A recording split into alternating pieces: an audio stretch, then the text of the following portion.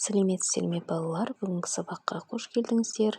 Бүгін біз сіздермен 43-ші сабақ сөйлем, яғни жаңа тақырып бастайтын боламыз. Балалар, бүгінгі сабақтағы бірінші жаттығу мәтінді түсініп оқы дейді. Мәтіннің тақырыбы нанды қадірлейік деп аталады. Олай болса балалар, мәтінімізді бірінші оқып алайық. Нан еңбекпен табылады. Дихандар көктемде жерге тұқым себеді. Одан егін өніп шығады. Оны жаз бойы күтіп баптайды. Күзде астықты комбайнмен орып алады.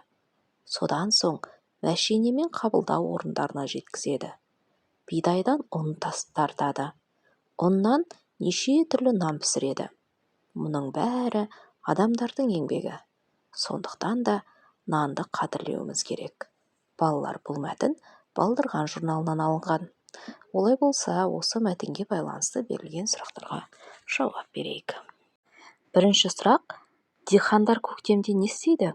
Балалар, дихандар көктемде жерге тұқым себеді, Екінші сұрақ: астықты қалай жинайды? Астықты күзде комбайнмен орып алады. Содан кейін мәшинемен қабылдау орындарына жеткізеді, Үшінші сұрақ: мәтін неліктен нанды қадірлейік деп аталған? Өйткені нан үлкен еңбекпен табылады. Дихандар егін егіп, оны күтіп баптайды. Адамдар бидайдан ұн тартып, нан пісіреді, Сондықтан нанды құрметтеп, қадірлеуіміз керек. Екінші жаттығу: орны ауыстырылып берілген сөздерден сөйлем құрап жаз. Балалар, бұл жердегі сөздердің орындары ауысып кеткен. Енді біз сөйлем құрауымыз қажет, Олай болса, біз мынандай сөйлем құрадық. Нан еңбекпен табылады. Сондықтан оны қадірлеуіміз керек. Яғни, орны ауысқан сөздерді рет-ретімен орнына қойған кезде осындай екі сөйлем шықты. Енді бізге сұрақтар берген екен, Бірінші сұрақ: әр сөйлем неше сөзден тұрады? Балалар, біздегі бірінші сөйлем нан еңбекпен табылады деген сөйлем, Бұл сөйлемде 3 сөзден тұрады. Біріншісі нан, екінші еңбекпен, үшінші табылады деген сөз. Бұл сөйлемнің бірінші сөзі, балалар, н әрпінен басталып тұр, Екінші сөйлемді оқиық. Екінші сөйлем: сондықтан оны қадірлеуіміз керек. Бұл сөйлемде, балалар, 4 сөзден тұрады, Бірінші сондықтан, екінші оны, үшінші қадірлеуіміз, төртінші керек. Балалар, бұл сөйлемнің бірінші сөзі с әрпінен басталып жазылған, Олай болса, осы екі сөйлемді жұмыс дәптеріміздегі екінші жаттығу деген жерге қатесіз көркем түрде жазып аламыз. Олай болса, балалар, мына бір ережені есте сақтаңыздар. Сөйлем сөздерден құралады. Сөйлемдегі сөздер бір-бірінен бөлек жазылады. Мысалы, балалар мектепке келді.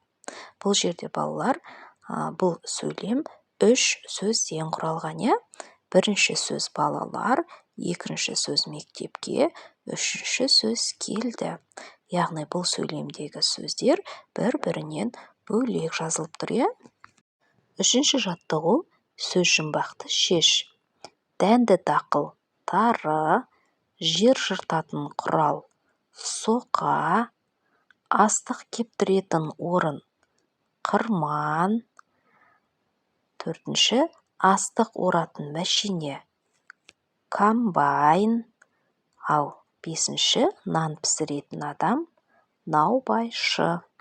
Олай болса, балалар, осы тапсырманы жұмыс дәптеріміздегі 3-ші жаттығу деген жерге орындайық, Бұл жерде бізде сөз жұмбақты шешуінен сөйлем құрап жаз деген екен.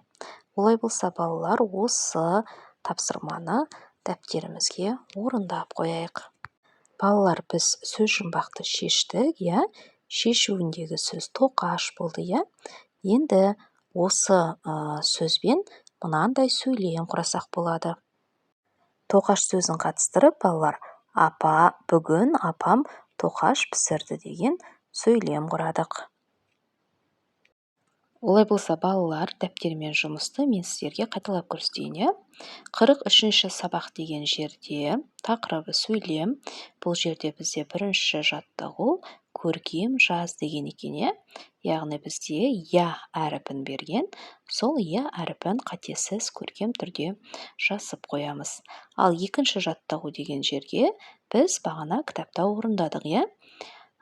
Екінші жаттығуды, яғни орнына ауысқан сөздерді рет-ретімен қойып, екі сөйлем құрап жазғанбыз, иә? Сол сөйлемді көшіріп жазып қоямыз.